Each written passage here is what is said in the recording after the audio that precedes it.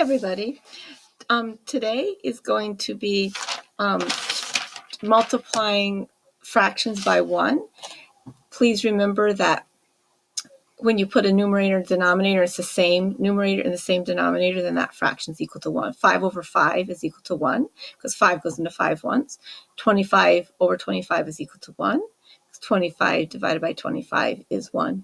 Another thing that you're going to be doing is you're going to be taking a fraction and turning it into a decimal, which we've done. And on slide 4, there will be a video to show you how to do that. Just a second, my battery's running low. So let me plug my computer in. But I'm going to do a few just to show you. So let's say you have 2/5. Okay, and we want to turn 2/5 into a decimal. So we're going to, today we're going to make, the fractions are going to be where you're going to be able to convert the fraction to a fraction with a denominator of 10, 100, or 1,000, because we know how to write decimals to the 10th place, to the 100th place, to the 1,000th place. So you're going to be looking at your denominator and seeing, is that denominator, can you multiply it by something to get a 10? Can you multiply it by something to get 100 or 1,000? Well, if you see the 5, you know that you can use a 10. Okay, and so 5 times 2 is 10, and 2 times 2 is 4. Okay, and then 4/10 is 0 and decimal point 4. Okay, another one is 3/20.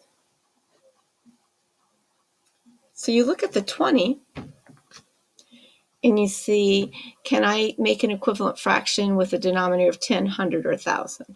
You can't make it with a 10, but you can make it with 100, right? So you put 100 here. And you go 20 times 5 is 100. So if you multiply the denominator by 5, you multiply the numerator by 5, and 3 times 5 is 15. Okay? Right there. And then 1,500ths, there's no whole number, so you put a 0, decimal point 15. Remember, the hundredths is 2 places past the decimal. And then if you have a 25/20, let's take a look at that fraction. You see that the numerator is higher than the denominator, so you know that fraction is going to be greater than 1, okay? So we take that 20, we can make an equivalent fraction for 100. So 20 times 5 is 100. 25 times 5 is 125, okay? And 125/100ths, okay, is 1 and 25/100ths, okay?